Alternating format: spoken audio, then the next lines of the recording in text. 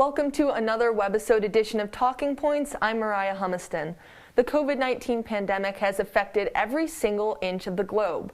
With the world passing the one-year mark of the pandemic, Talking Points analyst Jacob Goldberg is in studio to review just how much has changed in the past year.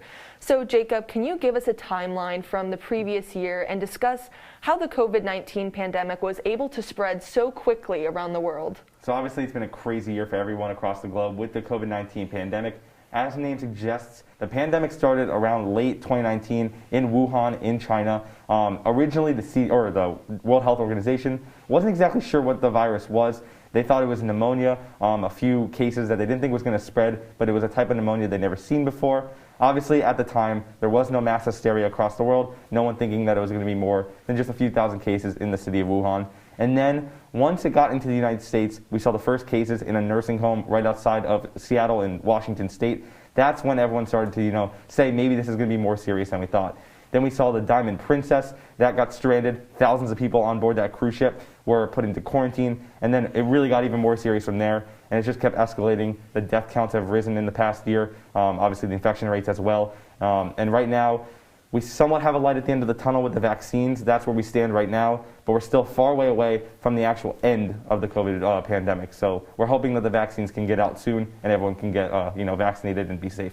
Right, and Jacob, you mentioned just how much this has escalated since the beginning in 2019.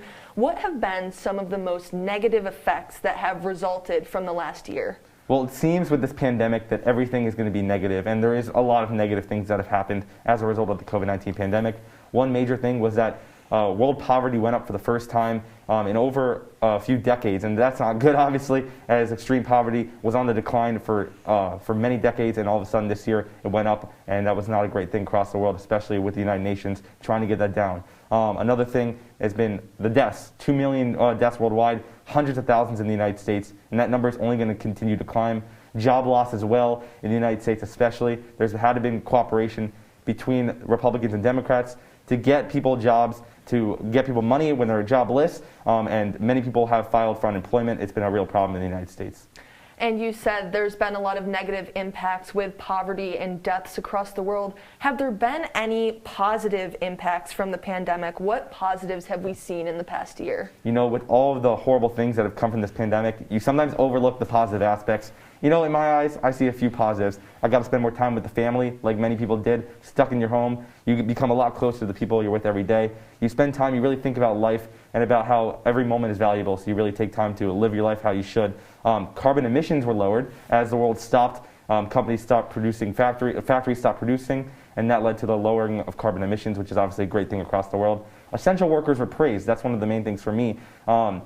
Grocery store workers, truck drivers, people working in hospitals, these people who don't necessarily get praised on a daily basis, especially before the pandemic, they were finally given the credit they deserve in everyday life, and I thought that was a great thing that resulted from the pandemic. We've discussed everything that's happened within the past year from the pandemic. What are things happening going forward?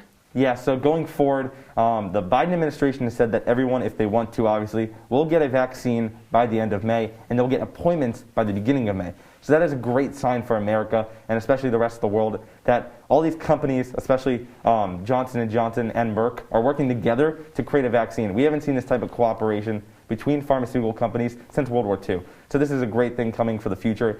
Obviously, we're still far ways away. We're still wearing the masks, so there's a light at the end of the tunnel, but it's still going to be a while until we can get there.